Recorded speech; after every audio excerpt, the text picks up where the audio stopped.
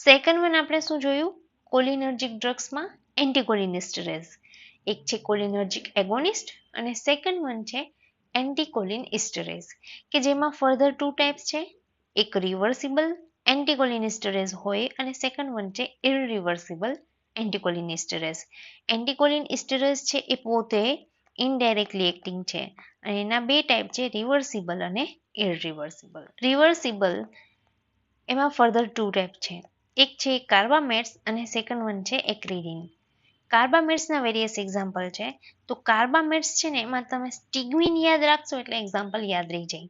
કાર્બામેટ્સ એમાં સ્ટિગ્મિન, ફાઇસોસ્ટિગ્મિન, નિયોસ્ટિગ્મિન, પાયરિડોસ્ટિગ્મિન અને રિવાસ્ટિગ્મિન.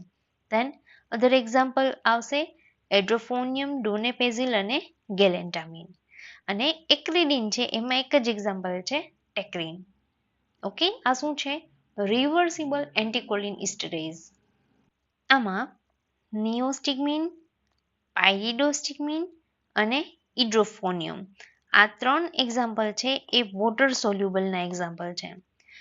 Than others ફાઇસોસ્ટિગ્મિન, રિવાસ્ટિગ્મિન, ડોનેપેઝિલ, ગેલેન્ટામિન અને ટેક્રિન એ બધા શું છે? એ લિપિડ સોલ્યુબલના એક્ઝામ્પલ છે. ઇરરિવર્સિબલ એન્ટીકોલિનિસ્ટરેઝ એમાં ફર્ધર ટુ ટાઈપ્સ છે, કાર્બામેટ્સ અને ઓર્ગેનોફોસ્ફેટ્સ. તો કાર્બામેટ્સ છે એના એક્ઝામ્પલ છે કાર્બારિલ અને પ્રોપોક્ઝર.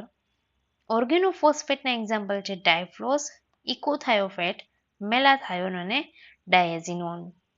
તો આ થયું pharmacological classification of cholinergic drugs. Next classification next વિડીયોમાં જોઈશું. So stay tune with Gujju pharmacy.